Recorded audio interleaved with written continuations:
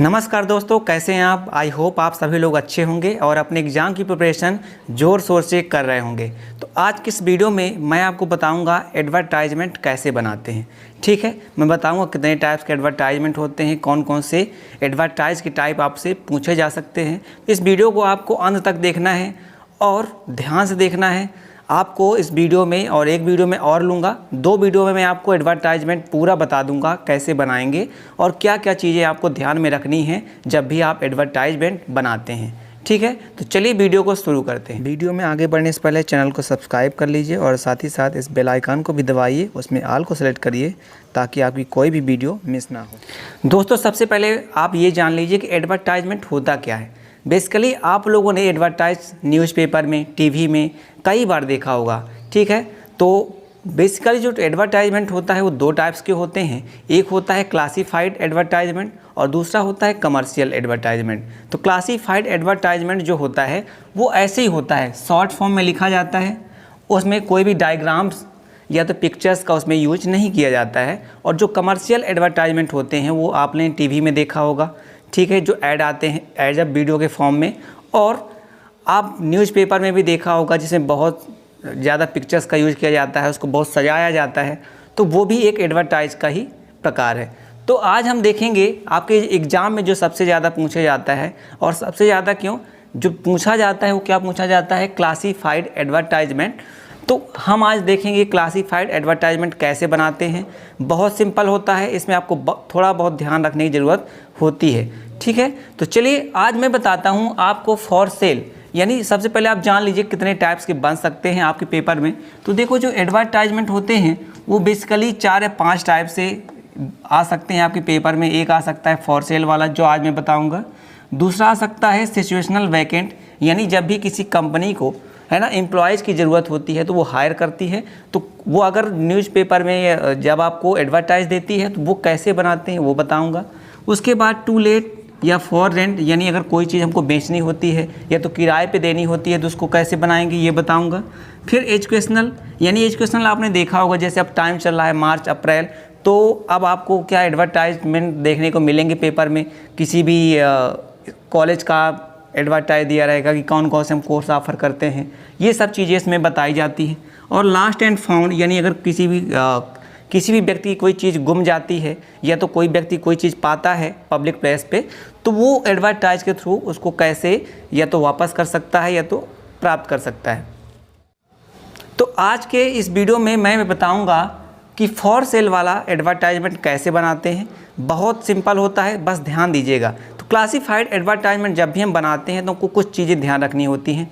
कौन कौन सी चीज़ें होती हैं, देखो, सबसे पहली बात ये होती है कि क्लासीफाइड एडवर्टाइजमेंट में किसी भी हमको बहुत ज़्यादा डिज़ाइन करने की ज़रूरत नहीं होती, बहुत सिंपल तरीके से बनाया जाता है। जैसे आप देख लो, बहुत सिंपल तरीके से बना हुआ है।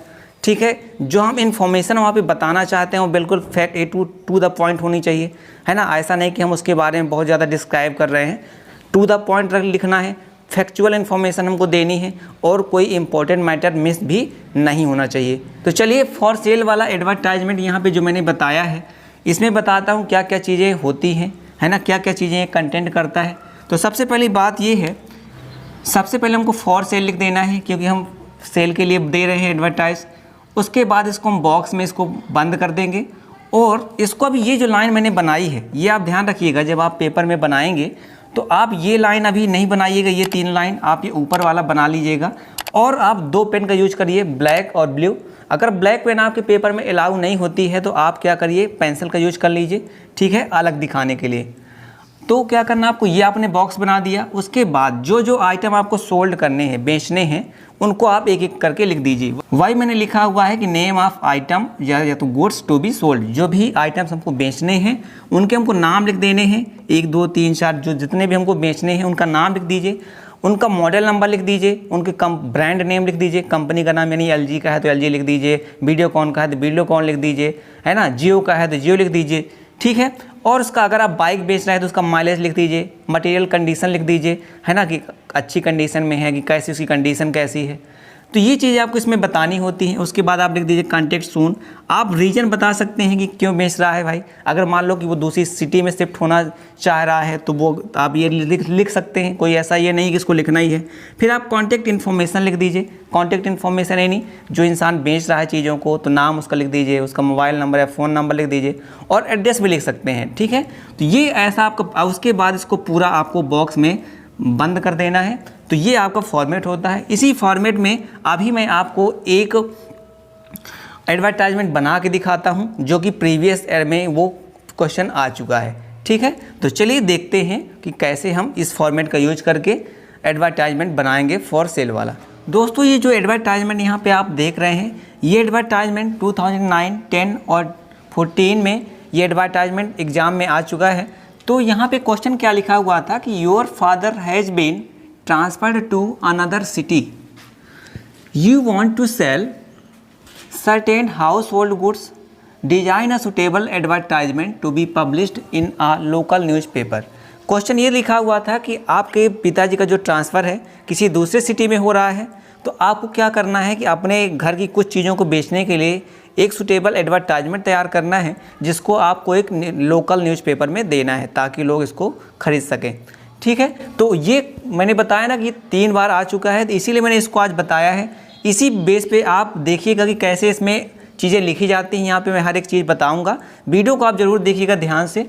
देखिए सबसे पहले आपको वही फॉर सेल लिख देना है, फिर उसको आप एक बॉक्स में बंद कर दीजिए, ठीक है। ये आप चीज़ क्या करना है, आपको स्केल का यूज करके ही आप करना है, लाइनिंग ड्रा करनी है, ठीक है। अब आपको क्या क्या चीज़ें बेचनी है वो यहाँ पे आपको लिखना है। जैसे इसमें कलर टीवीज़ को बेचना है, वॉशिंग मशीन बेचना है और रेफ्रिजरेटर बेचना है।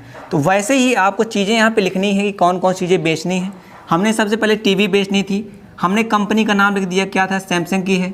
फिर एलईडी, उसको मॉडल एलईडी है, फिर वो अच्छी गुड कंडीशन में है और वारंटी पीरियड में है, तो हमने ये चीज़ें लिख दी। मैंने अभी चीज़ें जो बताई थी आपको जब बना रहे थे।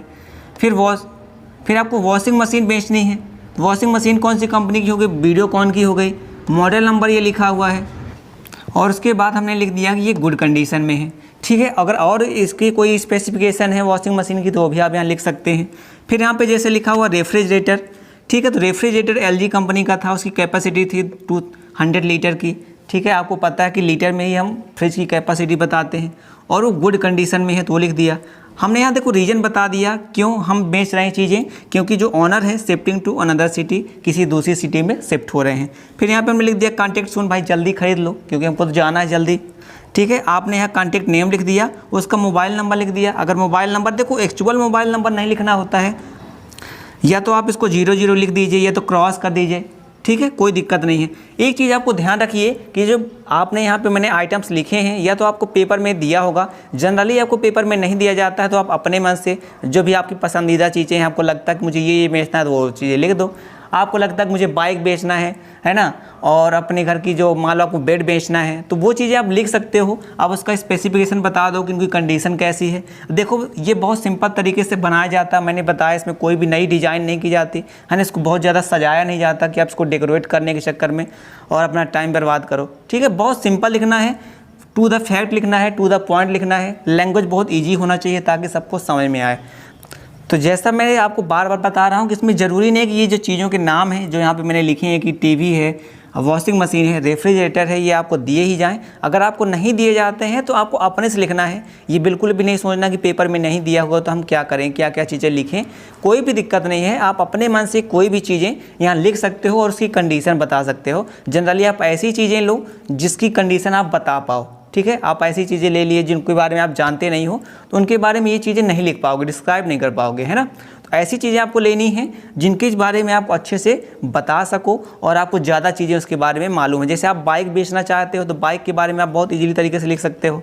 कंपनी का नाम, कौन सी कंपनी की है, उसका मॉडल नंबर कौन सा है, कितने का एवरेज देती है, उसकी कंडीशन कैसी है, ठीक है। तो ऐसी चीज़ें आप लीजिए, कोई दिक्कत नहीं है। देखो बहुत ईजी तरीके से, ज़रूरी नहीं है कि आपको यही पेपर में आए, बट अगर फॉर सेल की आएगी तो आपको, अब मुझे पता है कि आपको तरीका पता है कैसे लिखना है। ये तो आप लिख ही सकते हैं फॉर सेल, ये तो कॉमन है और यहाँ से बिगिन ही करते हैं। फिर यहाँ पे चीज़ें तो आप लिख ही सकते हो, है ना, अपने से नाम लिख दो। एटलीस्ट अगर नहीं, आप ये नहीं बता पा रहे हो, आपको बहुत ज़्यादा इंग्लिश नहीं आती है, तो कम से कम इन चीज़ों का नाम लिख दो और साथ में कंपनी का नाम तो आपको पता होगा ना, कि जैसे टीवी ले रहे हो तो कौन सी कंपनी का है ना। आपको पता है कि LED टीवी है, कि वो पीछे जो बहुत पहले आया करती थी टीवी की, जो पीछे बहुत चौड़ी होती थी, तो वैसी कोई टीवी है, तो ये आप बता सकते हो, कोई दिक्कत नहीं है ना। और साथ में आप ये चीज़ें बता सकते हो इजली तरीके से कि भाई कौन बेच रहा है, तो वो तो नाम चाहे तो किसी का भी लिख दो, XYZ भी लिख दो, उसका मोबाइल नंबर 000 लिख दो, कोई दिक्कत नहीं है। तो आई होप अब ये बनाना आप सीख गए होगे, इसमें बहुत ज़्यादा आपको दिक्कत नहीं होगी। अगर आपको वीडियो अच्छा लगा हो तो प्लीज़ वीडियो को लाइक कर लीजिएगा और दोस्तों के साथ शेयर करना प्लीज़ प्लीज़ प्लीज़ मत भूलिए, है ना, ताकि सब लोगों को इसका फ़ायदा हो। यही मेरा उद्देश्य है वीडियो बनाने का।